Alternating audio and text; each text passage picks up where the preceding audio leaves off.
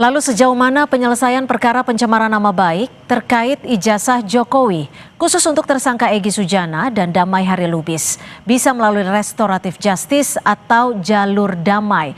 Kita bahas bersama kuasa hukum Roy CS yang juga kuasa hukum Rismon dan juga Tifa, Bung Refli Harun yang sudah bergabung bersama kami di studio, serta Ketua Indonesia Police Watch Pak Sugeng Teguh Santoso yang sudah bergabung bersama kami melalui sambungan Zoom. Selamat petang Bang Refli, selamat petang Pak Sugeng. Selamat petang Mbak Cindy dan Bang Refli.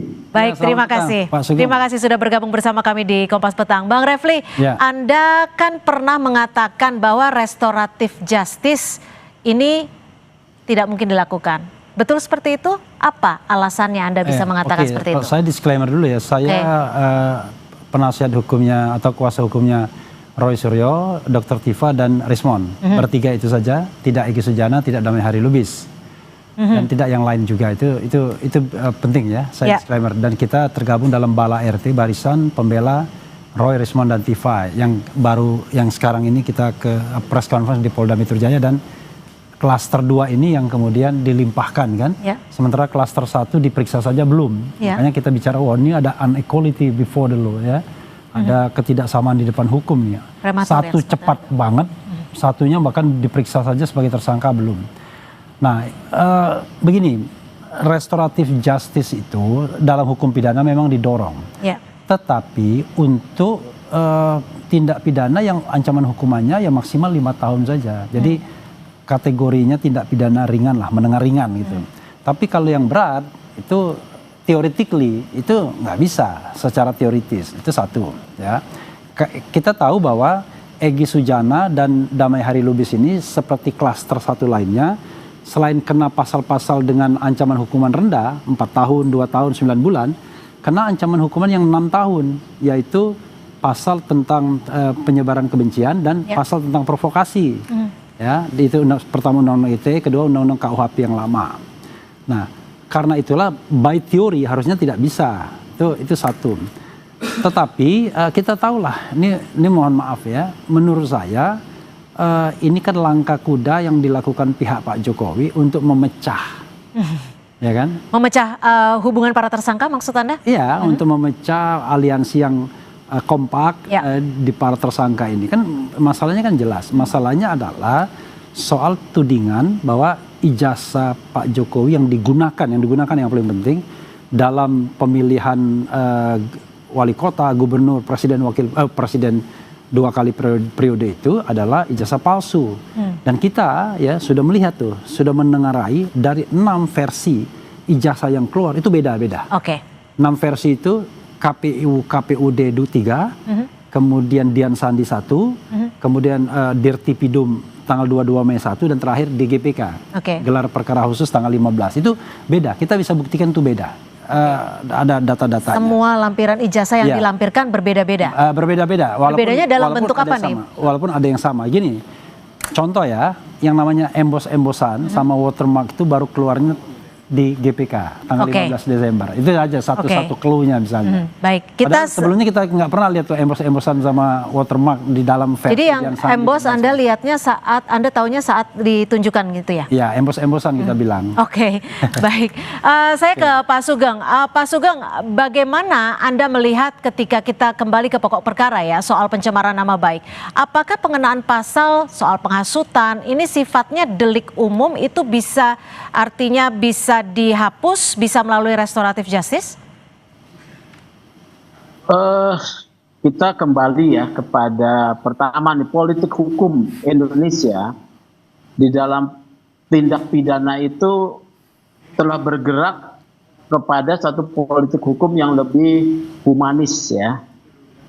Teori pemidanaan atau penggunaan sanksi pidana itu telah bergeser kepada penyelesaian dalam bentuk penyelesaian restoratif, termasuk restoratif justice itu tidak menimbulkan keresahan dan atau penolakan di masyarakat luas, gitu ya.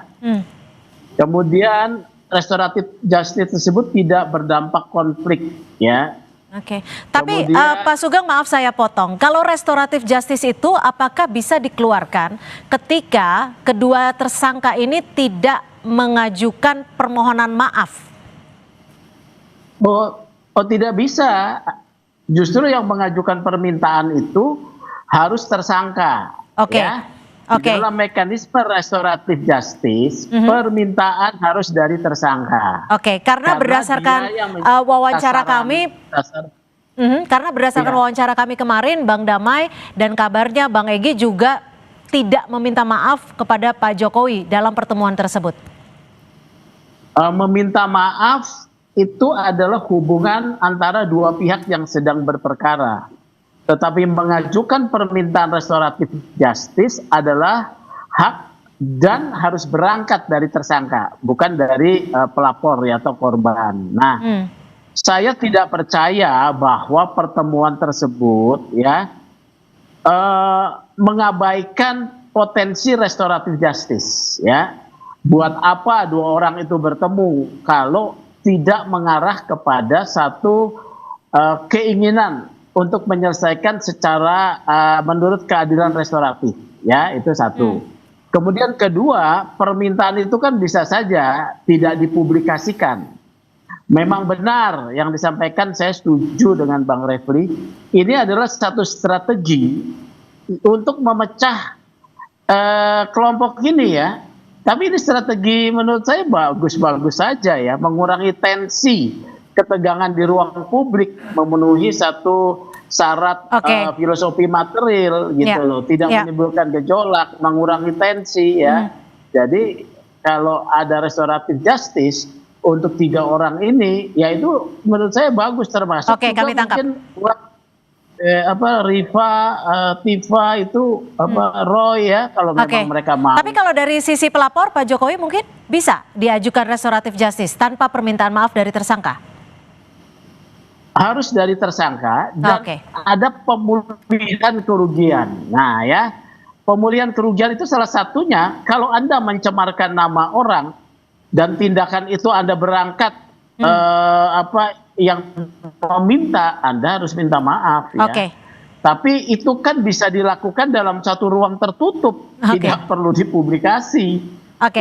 Ya, penyelesaian restoratif justice itu penyelesaiannya tertutup bisa ya. Baik, saya ke Bang Refli. Bang Refli, jika Anda tadi menyebutkan bahwa ini bisa saja ada unsur untuk memecah kesulitan dari para tersangka ini yang memang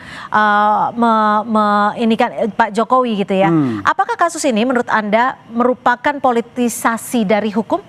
Iya, of course. Jadi sebenarnya kalau kita bicara hukum ANSI ya, kasus ini tidak boleh ditindaklanjuti. Kenapa? Karena kan pangkal persoalannya adalah soal keaslian ijazah itu. Iya. Kalau pangkal persoalannya adalah ijazah itu, maka tidak bisa dikenakan pasal fitnah terlebih dahulu sebelum ada putusan pengadilan yang berkekuatan hukum tetap yang mengatakan ijazah itu asli atau palsu. Dan itu putusannya dua ranahnya. Gugatan perdata yang masih berproses di Solo atau gugatan petun pengadilan tata usaha negara. Nah, selama itu belum ada, maka sebenarnya tidak bisa diproses harusnya. Tapi kan masalahnya adalah Polda Metro Jaya, penyidik Polda itu memproses ini. Coba gimana kita mengatakan misalnya bahwa Roy Suryo, Dr. Tifa, kemudian Rismon itu, saya menyebut 3 itu karena kuasa hukumnya. Ya. Dia melakukan pencemaran nama baik, melakukan fitnah, sementara barang yang dipersoalkan sendiri itu belum terbukti, belum proven. Jadi gini, kalau tidak ada dispute di pengadilan atau di ranah hukum, maka UGM berhak mengatakan asli atau tidak sebagai providernya yang mengeluarkan ijazah. Tapi begitu ada dispute di ranah hukum seperti ini, maka putusan pengadilan lah sebagai requirement, syarat untuk menjadi basis apakah itu fitnah atau pencemaran nama baik. Tapi kalau dari pihak Anda, ketiga klien Anda akan melakukan ataupun mengajukan RJ? Ya nggak mungkin lah.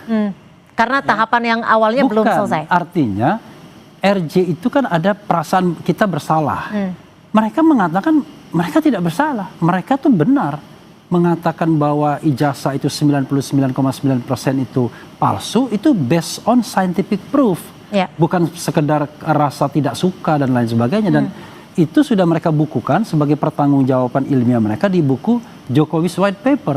Dan itu bisa dicek misalnya. Bahkan kalau kita mau tantang nih ya, sekarang kan sudah ada putusan di KIP yang menegaskan kembali pasal 18 ayat 2 Undang-Undang Kebebasan Informasi Publik yang mengatakan bahwa dokumen ijazah ini adalah dokumen publik, harus dibuka ke ranah publik. Tidak boleh ditutup-tutupi sebagai ranah privat lagi. Kan dulu kan pengacara Jokowi mengatakan, loh ini kan privat, ini kan punya hak Jokowi. Tidak bisa lagi. Ya, ini karena sudah ada putusan dari KIP tersebut. Nah, dokumen publik inilah harus ditunjukkan ke publik whenever dia membutuhkannya.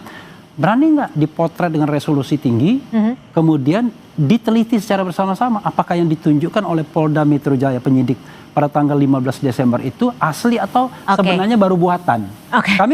Kami meyakini itu baru dibuat. Ya, saya ke Pak Sugeng. Pak Sugeng, kalau menurut perspektif Anda, apakah dalam kasus ini, dalam berjalannya rentetan kasus yang bisa dikatakan cukup panjang ini, penyidik dari pihak kepolisian bisa menghentikan kasus sebelum peradilan? Dengan bisa, adanya restoratif justice. Betul ya, dengan penerbitan SP3 melalui satu proses tahapan yang ketat ya. Akan ada gelar perkara khusus ya, setelah ada permohonan dari tersangka, kemudian ada kesepakatan berdamai dengan pelapor ya, ada pemulihan kerugian kalau misalnya itu sisi pencemaran minta maaf ya. Itu kemudian persyaratan-persyaratan tersebut akan diajukan dalam satu gelar perkara khusus ya. Kalau hasil gelar perkara khusus yang mengundang internal polisi dari Irwasum, dari Wasidik yang memimpin, kemudian dari Propam, terpenuhi syarat, bisa akan diterbitkan surat penghentian penyidikan ya. Dan ingat, restoratif justice itu tidak berarti seseorang itu mengaku bersalah. Karena status bersalah itu hanya ditentukan melalui putusan pengadilan, ya. Roy Suryo. Artinya kasusnya tetap lanjut. Kenapa? Artinya kasusnya tetap lanjut, perkaranya tetap lanjut. Tidak dong. Meminta bagi maaf orang itu yang mengajukan. Orang meminta maaf. Jadi yang mengajukan permintaan restoratif justice itu tidak berlanjut. Kalau yang tidak mengajukan ya berlanjut untuk diproses. Di persidangan ya gitu. Saya bisa tambahkan sedikit. Ya, singkat saja Bang. Jadi sebenarnya begini ya. Yang namanya ADR itu Alternative Dispute Resolution itu adalah sebuah paradigma yang memang didorong dalam penyelesaian kasus pidana. Tetapi memang itu untuk yang ancamannya 5 tahun ke bawah sebagai tindak pidana ringan. Kenapa? Negara ini terlalu besar bebannya kalau semua orang mau ke pengadilan, kan begitu. Karena itulah misalnya kalau delik aduan, maka sesungguhnya penyidik itu harus aktif mempertemukan kedua belah pihak agar mereka berdamai. Nah, yang jadi masalah adalah ketika Jokowi mengadu pada tanggal 30 April tersebut, itu tidak ada upaya untuk melakukan restoratif justice, mempertemukan kedua belah yang bertikai. Yang ada adalah entertaining. Hari itu mengadu, hari itu dibikin laporan polisinya. Dan baik, mohon maaf dan lain sebagainya. Waktu juga sudah habis Pak Sugeng, terima kasih, tapi kami sudah tangkap apa yang jadi pembahasan kita pada sore hari ini. Terima kasih Pak Sugeng dari Ketua IPW dan juga Bang Refli Harun, terima kasih. Dan tentunya kita masih menantikan pernyataan dari pihak penyidik kepolisian terkait dengan restoratif justice yang sedang diajukan. Terima kasih. Saudara, informasi lainnya masih akan kami kabarkan usai jeda di Kompas Petang. Korps Garda Revolusi Islam menyatakan kesiapannya untuk bertempur termasuk menghadapi ancaman agresi Amerika Serikat.